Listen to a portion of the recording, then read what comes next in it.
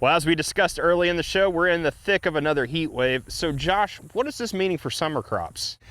We are starting to see the effects of it in a lot of our summer crops. Some of our summer crops are enjoying it, maybe like cotton, some later planted crops, but some of our earlier planted crops that are actively in the kind of the most critical stages, either in the last heat wave or currently in this one, we are seeing some impact of that, and a lot of that's on just decreasing that potential yield that we're seeing in a lot of those crops. So let's start with sorghum, since we have it right behind us. What are you seeing in the sorghum fields that were planted early that might be struggling with this heat wave? Well, if we're planted early enough, kind of like this crop is here, we're basically done. So it's using this heat actually very well to dry down the crop, because we are already at what we call physiological maturity. The grain is dry, it's kind of separated itself from the plant. So this heat's kind of good because it helps us dry that grain down a little bit faster.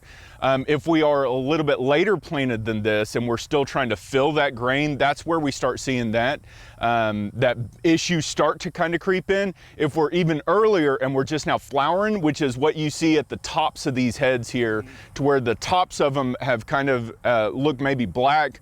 Oftentimes that's because of heat stress or moisture stress when they're going through pollination and setting those berries. And when we do that, if it's really hot or really dry for a prolonged amount of time, we just don't set it, and we can kind of lose the yield on the top end there. And for soybean, you actually have some examples of what you're seeing with what the heat is. Yeah, so we have an earlier planted soybean here, and yeah, it's middle of August and we're dry. I mean, this is ready to harvest. The unfortunate thing is as you can see here, the pods are flat. Yeah. There's not any seed in it, so it's dried down. It looks like it's ready to go, but if you were to run a combine through this, it wouldn't have any seed. Yeah. As opposed to this one, which was only planted 2 weeks later. Still really green. We're still filling pods. It doesn't have as many pods because it was setting more of these pods in that first heat wave that we went through, but the pods that we're setting actually have seed in it. So when we get this finished and dry, this is actually going to be harvestable. We can see that the current heat wave is taking its toll on a couple of pods that are aborting themselves, but as a whole, this plant itself is going to have seed. It's going to be able to be harvested. So if we stretch this heat wave out a little bit longer, this plant could look just as bad as this plant.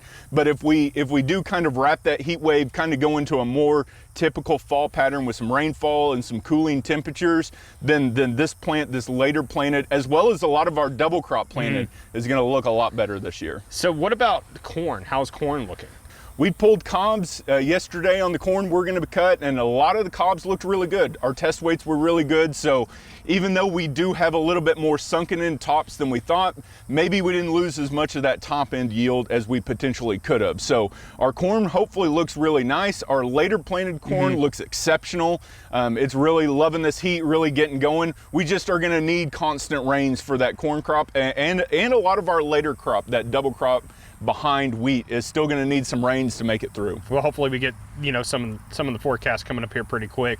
You actually have right. You actually have an event coming up pretty soon, so why don't you talk a little bit about that? Yeah, so next Friday, so we're going to be the Friday right before the first home football game here on campus. We're going to have a soil health training at the agronomy farm. We're going to be talking about cover crop selection, how we manage cover crops, how those impact soil, grazing cover crops, a lot of things looking at more of our conservation-based systems and a lot of those cover crop systems. So if anybody's interested, it's open to everybody. There's no registration, there's no fee. All you got to do is show up. We're going to start in between 8:30 and 9 on next Friday, and anybody wants to show up can come learn a little bit, and then stick around Stillwater for the first football game. All righty, thanks Josh. Thank you. Josh Lofton, OSU Extension Cropping System Specialist here at Oklahoma State University. And if you'd like a link to the soil health training that he's offering, go to our website, sunup.okstate.edu.